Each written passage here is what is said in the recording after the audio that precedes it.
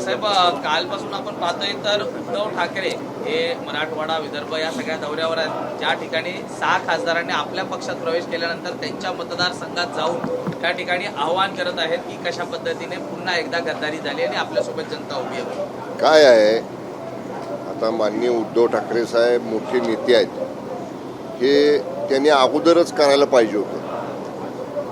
सगळं झालं, 6 खासदार महोदयांनी निवडणुका लोकसभेच्या झाल्यानंतर 2.5 वर्ष वाट पाहिली.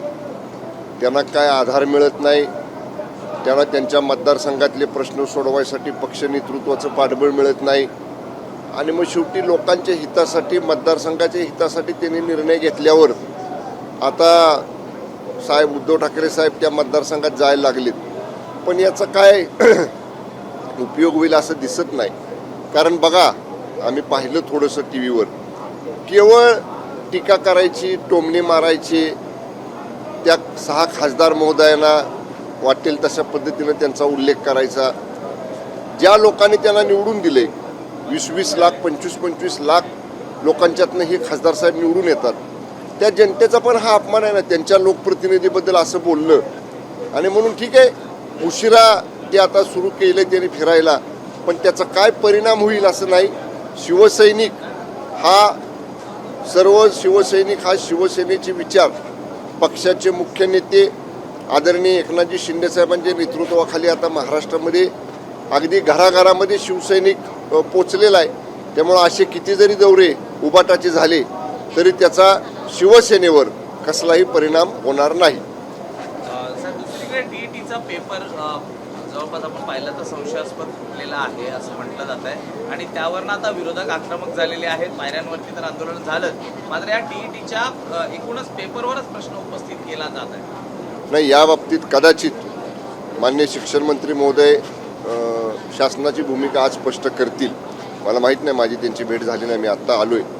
पण याची चौकशी तर सरकारनं सुरू केलेली आहे आणि या चौकशीमध्ये कुणी फोडला टार्गेट, हे कसं, म्हणजे हे या सगळ्या रॅकेटमध्ये कोण आहे, हे सगळं चौकशीमधनं बाहेर येईल आणि जे कोण दोषी असतील ह्या सगळ्या पेपर फुटीला शासन, शिक्षण विभाग, गृह विभाग ह्याच्यावर नक्की कठोर कारवाई करेल. ओके. शिक्षणमंत्र्यांचा राजीनामा मागितला जातोय पायऱ्यांवर, ज्या पद्धतीने टीईटीचा पेपर फुटलेला आहे, तुम्ही साधी टीईटीची परीक्षा देऊ शकत नाही, राज्य काय सांभाळणार? नाही, हे बघा, टीईटीची परीक्षातला पेपर फुटणं ह्याची चौकशी सुरू आहे. शिक्षण विभाग त्यांची चौकशी करतंय, पोलीस त्यांची चौकशी करतायत. आता या चौकशीमधनं काय बाहेर येतंय हे मी मगाशी म्हणलं तसं कोण ह्याच्यामध्ये सामील आहे हे एकदा स्पष्ट झाल्याशिवाय त्याच्यावर अधिक बोलणं योग्य नाही. मला वाटतं लवकरच या बाबतीतली शिक्षण विभागाची भूमिका शिक्षण विभागाकडनं पुढे येईल. महाराष्ट्रातले 25 बेल झाली.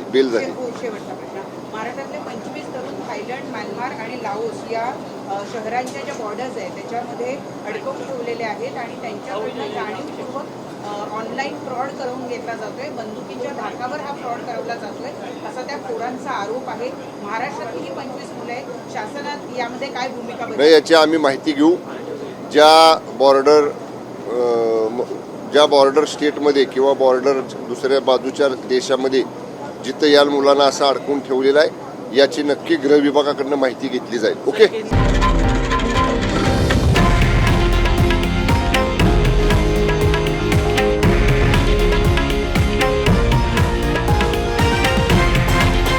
हे आहे देशातील नंबर 1 न्यूज नेटवर्क आणि आपण पाहत आहात TV9 मराठी, एकमेव.